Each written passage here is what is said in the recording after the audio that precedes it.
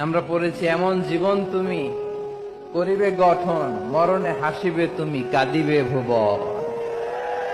গোটা বিশ্বকে তিনি কাঁদিয়েছেন।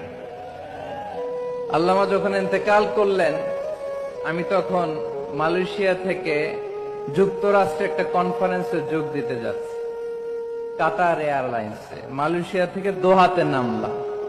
দোহায় যখন আমার ট্রানজিট, তখন শুনতে পেলাম যে আল্লামা বিদায় নিয়েছেন।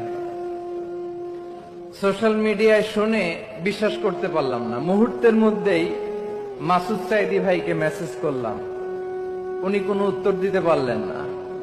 মাসুদ ভাইয়ের সাথে যখন কোলাকুলি করি, আমাদের শামীম ভাইয়ের সাথে যখন কোলাকুলি করি, মনে হচ্ছে আল্লামা সাইদির ঘ্রাণ পাই।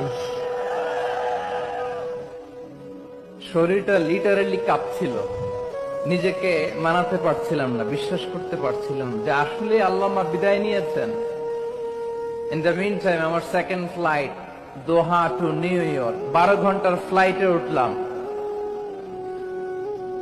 ইন্টারনেট থেকে বিচ্ছিন্ন হলাম। নামার পরে শুনলাম আল্লাহু আকবার, যেখানে ওনাকে কবরস্থ করার কথা ছিল সেখানেও কবর দিতে দেয়া হয় নাই।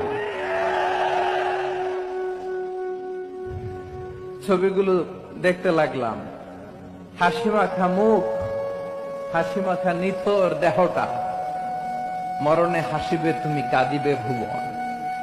From east to west, from north to south, the entire globe, গোটা বিশ্ব ওনার জন্য কেঁদেছে। গোটা বিশ্ব কেঁদেছে, কাবার গিলাফ ধরে ধরে মানুষ চিৎকার করেছে।